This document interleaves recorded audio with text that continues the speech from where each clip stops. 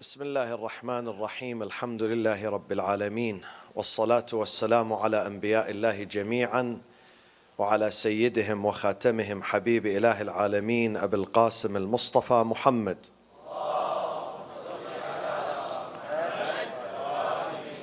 وعلى أهل بيته الطيبين الطاهرين المعصومين الذين أذهب الله عنهم الرجس وطهرهم تطهيرا.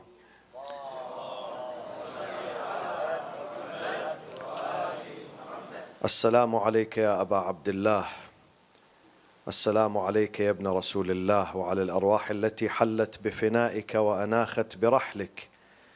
عليكم مني جميعا سلام الله أبدا ما بقيت وبقي الليل والنهار، ولا جعله الله آخر العهد مني لزيارتكم. السلام على الحسين وعلى علي بن الحسين وعلى أولاد الحسين وعلى أصحاب الحسين جميعا ورحمة الله وبركاته. وبعد، فقد قال تعالى في كتابه الكريم: أعوذ بالله من الشيطان الرجيم، بسم الله الرحمن الرحيم: إنما المؤمنون الذين إذا ذكر الله وجلت قلوبهم وإذا تليت عليهم آياته زادتهم إيمانا وعلى ربهم يتوكلون. صدق الله العلي العظيم. Most of the people in this life, they suffer from some sort of anxiety and fear, some type of confusion and disorder. Sometimes it is apparent, you can see it, you can observe it, and sometimes they try to hide it, but it is there. They have this sort of anxiety. Most of the people. Some people admit to this, some people don't want to admit, they deny it. And therefore, every person in this life, every individual in this life, they need the support, they need the emotional and spiritual support to keep them strong, to dispel this fear, this type of fear and anxiety. Therefore, they need the support of their society, their community, their friends. This is why we need friends. We need wise friends. We need responsible friends. They can be of good help and support for us. They need the support of their families. Definitely they need the support of their spouses. No support is like your wife or your husband when he or she stand next to you.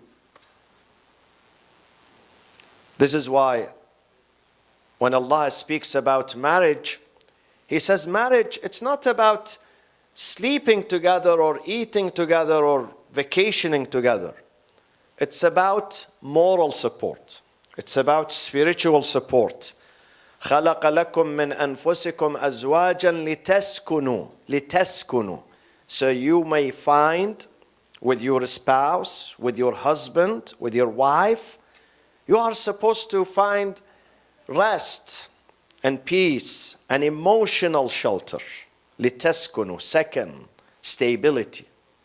You find stability, not just physical stability, mental stability, spiritual stability. Sometimes when you are confused and you have a strong wife, confident wife, she can dispel this confusion, this fear in your heart. She can give you assurances that tomorrow is going to be a much better day than today. Don't worry about this. Don't worry about your mortgage. Don't worry about your job. There is God. Have faith. Put your trust in God. This is their job. This is exactly what Khadija alayhi salam did to the Prophet sallallahu alayhi wa sallam. Allahumma salli ala Muhammad wa ala Muhammad. She would comfort him every time he comes home, back home from his job, and his job was preaching, inviting people, leaving the house in the morning, coming back in the evening, sometimes with the blood all over his body. She would provide him with help, with support, with encouragement. خَلَقَ لَكُم مِّنْ أَنفُسِكُمْ أَزْوَاجًا لِتَسْكُنُوا إِلَيْهَا. لِتَسْكُنُوا. لِتَسْكُنُوا is a magical word. You can't find it elsewhere, unless in the family, unless with your spouse, with your wife, with your husband, under the banner of the institution of family. But then there is another type of emotional and spiritual support that exceeds all these type of human supports. And this is your connection and your relationship with God. Your relationship with God. الَّذِينَ آمَنُوا وَتَطْمَئِنُّ قُلُوبُهُمْ بِذِكْرِ اللَّهِ. They find rest and peace, اطمئنان, tranquility when they remember God. أَلَا بِذِكْرِ اللَّهِ تَطْمَئِنُّ الْقُلُوبِ. Isn't it that with the remembrance of God you find peace and security? Definitely it is. ألا بذكر الله تطمئن القلوب. مولاي بذكرك عاش قلبي وبمناجاتك بردت ألم الخوف عن نفسي. إلهي من ذا الذي ذاق حلاوة مناجاتك فرام عنها بدلا. Who is the one? Munajatul Muhibbin. This is one of the communions, private conversation of an Imam, the fourth Imam, Al-Imam Ali ibn al-Hussein, Zayn al-Abidin, alayhi salatu wassalam. Oh my Lord, who's the one who found the beautiful taste of speaking to you privately? Munajat is a private conversation. And then he was thinking of finding another friend, someone else. من ذا الذي ذاق حلاوة مناجاتك فرام عنها بدلا ومن ذا الذي أنس بقربك فابتغى عنه حولا. Who's the one when he found beauty and security next to you, close to you, then he's searching for another source of security? No one. No one. Allah is the ultimate source of love, of peace. Try that and see it for yourself. God is close to us, but we don't pay attention to Him. وَنَحْنُ أَقْرَبُ إِلَيْهِ مِنْ حَبْلِ الْوَرِيدِ. He is closer to us than our jugular veins, the closest one to us, but we take Him for granted. We neglect Him. We turn our back to Him. We don't pay attention to Him. Try it. This is the season. I said last night, this season is the season of spiritual transformation. We need to change ourselves. Muharram is about changing yourself, not just shedding tears. Shedding tears is the beginning, not the end. It's the means, not the end. The end, the goal, is to change yourself, is to get closer to God. And who's better than Hussein, Al-Imam Abu Abdullah al-Hussein, in guiding you, in leading you to God, to the ultimate source of peace. At-tawakkul ala Allah. Imam al-Rida says faith has four main pillars. Al-imanu ala arba'ati arkan. First pillar, at-tawakkul ala Allah. The second one, putting your trust in God. This is the first one. Put your trust in God. Put your faith in God. Second, وَالرِّضَى بِقَضَاءِ اللَّهِ. To accept God's divine decree. The third one, وَتَسْلِيمُ الْأَمْرِ إِلَى اللَّهِ. To surrender yourself to God, to the will of God. You surrender. You don't argue with Him. You don't fight with Him. When He chooses something for you, when He asks you to do something, you say yes. فلما أسلم وتله للجبين وناديناه أن يا إبراهيم قد صدقت الرؤيا. They both surrendered, the father and the son. Abraham and Ishmael, both of them, they surrendered. تسليم الأمر إلى الله. The fourth pillar of faith, والتفويض إلى الله. To delegate your affairs. Sometimes you are fighting for a specific cause and you do your job. But then at the end, you reach your limit. You exhaust your efforts. You can't do much above that. In that case, give your case to God, to the best attorney in town, to the best lawyer, to the best defender, to the best caretaker. تفويض الأمر إلى الله وأفوض أمري إلى الله إن الله بصير بالعباد. He knows very well what to do with you, with your case. He will take care of you. So put your trust in God. What is the meaning of the trust? How do we understand the right way of the trust, not the wrong way? I tell you what the wrong way is, but let me first begin with the right trust. التوكل على الله. I'll give you an example. If you travel to another country, you have a long trip, and all of a sudden you find yourself, you have forgotten your money. You have forgotten your wallet. Or in case of a female, she has forgotten her purse. No credit card, no cash money. But you know you have someone reliable in that town. You have a friend that you can depend on him. You can trust him. A friend who is generous, who is kind, who will take care of you, who would stand with you. You would not worry, even if you forget your money. Even if you forget everything, you would not worry because you know there is someone reliable there waiting for you at the airport.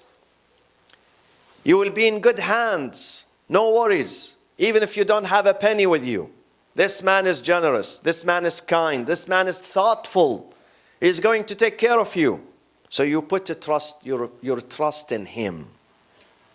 This is how we should deal with God. My friends, whether you are wealthy and you have money, or whether you are penniless, put your trust in God. At the time of need, put your trust in God. And at the time of when you think you are self-sufficient, you don't need anyone, still put your trust in God. Look up to God always. Even if you are wealthy, even if you are healthy, even if you are successful, even if you have family and friends supporting you, even if you are very popular and influential, put your trust in God. Look up to God. Don't look up to people. Don't say, I have this father, this grandfather, this family member, this neighbor, this cousin who can support me. Those are agents. Those people one day can be for you, one day they are not there. You look for them, they are missing. But the one who's never missing is God. He's always there. وَمَنْ يَتَوَكَّلْ عَلَى اللَّهِ فَهُوَ حَسْبُهُ. He suffices you. You don't need others. God himself is going to dedicate people to serve you and come to you and help you when you put your trust in him. وَمَنْ يَتَوَكَّلْ عَلَى اللَّهِ فَهُوَ حَسْبُهُ إِنَّ اللَّهَ بَالِغُ أَمْرِهِ قَدْ جَعَلَ اللَّهُ لِكُلِّ شَيْءٍ قَدْرًا. There is a measurement for everything. He will take care of you. But sometimes, see, trust has two parts. One part is to do your job. Sometimes people do not do their job. God says trust, tawakkul, has two branches. One branch is you, the second branch is me. You do your job and I will do my job. I will take care of you. But you have to begin the journey. If you are a student, you have to work hard. Many students ask me, do you have a special dua during the time of our finals that I can pass without the need to study? I tell them, sorry, there is no such dua. There is no such miracle. God would not help you if you don't study. If you are not to prepare, if you don't take your school serious, God is not going to help you. Even if you pray 24 hours a day, He's not going to help you. Do your job, be serious, do your homework, go to school, revise, don't waste your time, then put your trust in God. God said, He will say, I will not disappoint you because you are a serious person. You are striving, you are struggling, you are working hard. You are showing me seriousness. You are not lazy. I will support you. Same thing with sickness. With sickness, you must go to the doctor's office. You must go to the hospital. You must go through the surgery. Be brave. Do not hesitate. And then ask God for help. Put your trust in Him. This is the way to trust God. Scholars, they say there are subul zahiriyya wa subulun batiniyya. Zahiriyya, the external, the physical, the material, your job, your role. Your role by studying, by taking the medicine, seeing the doctor, going through the surgery. The batiniyya, the internal and the unseen, ghaybiyya, is God. God's help, God's support. Same thing with work. Many people ask God for wealth, for money. God says, if you work hard, I will make you rich. But if you are lazy, don't ask me for money. I don't give money for people for nothing, doing nothing. He doesn't do that. God says, leave your house, find the job, work hard, I will support you. This is the trust. This is the meaning of a trust. We have tawakkul, and tawakkul is positive. And we have tawakkul or ittikal, this is negative. Tawakkul is when you do your role and you put your trust in God. This is tawakkul. This is the right way of doing things. Ittikal means you don't do anything. You run away from responsibility and you expect God to help you. And you say, I put my trust in Him. You are not putting your trust in Him. You don't understand God. You don't understand how He functions. This is not the way.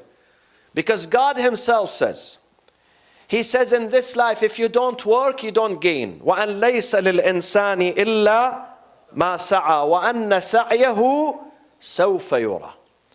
Once you work, you produce, there is production, we're going to appreciate that. سَوْفَ يُرَى.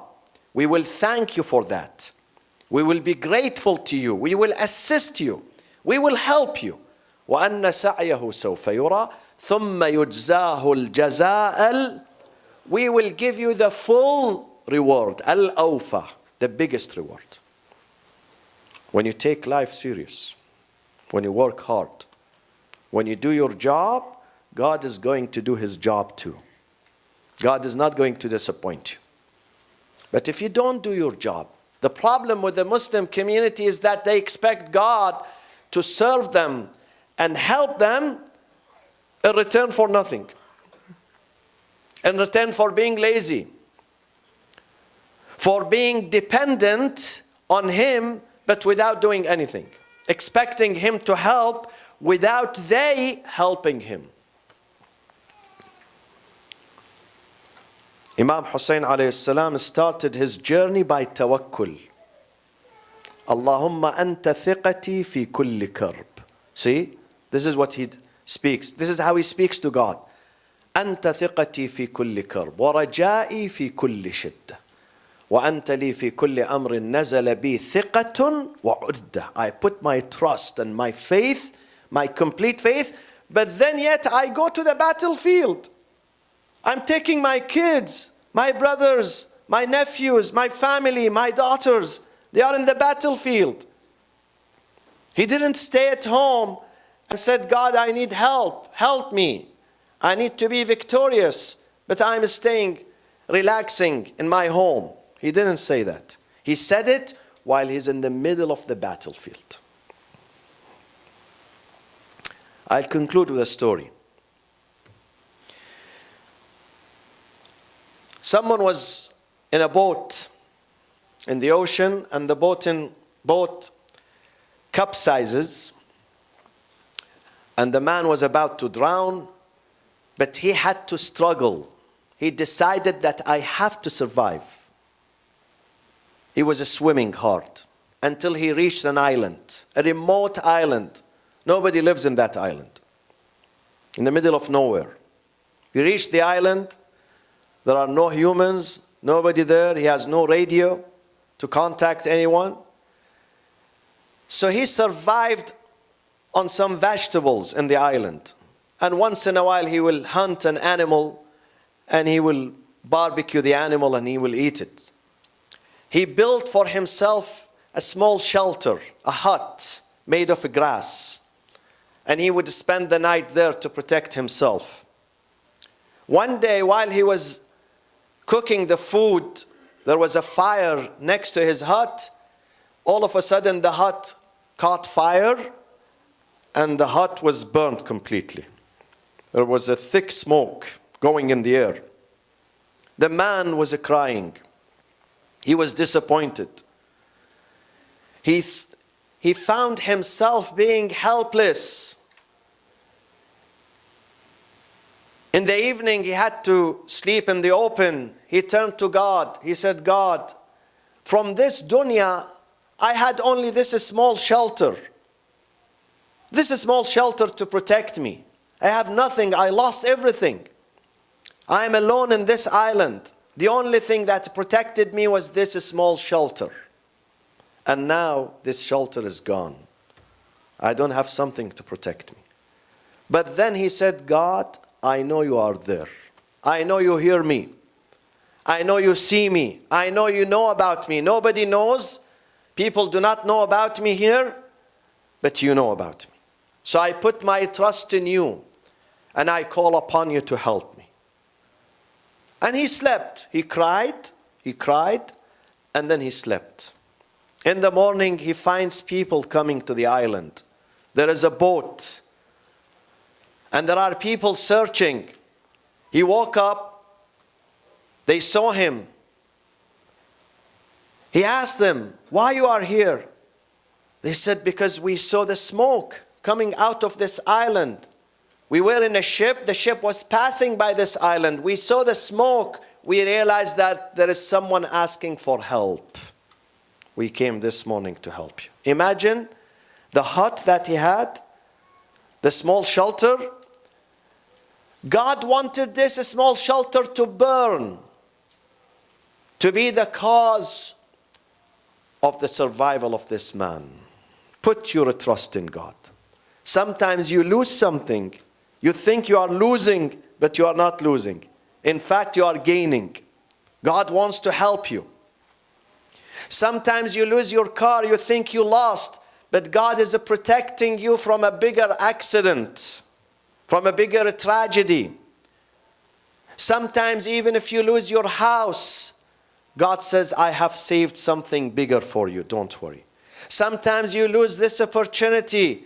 You think that if you don't marry this person, you're going to die. But God says, no, I am saving you. Believe me. Trust me. Put your trust in me. I have another plan for you. Put your trust. وَمَنْ يَتَوَكَّلْ عَلَى اللَّهِ فَهُوَ حَسْبُهُ. إنما المؤمنون الذين إذا ذكر الله وجلت قلوبهم وإذا تليت عليهم آياته زادتهم إيمانا وعلى ربهم, and in their Lord they put their trust. وعلى ربهم يتوكلون. أقول قولي هذا وأستغفر الله لي ولكم وصلى الله وسلم على سيدنا محمد وأهل بيته الطيبين الطاهرين.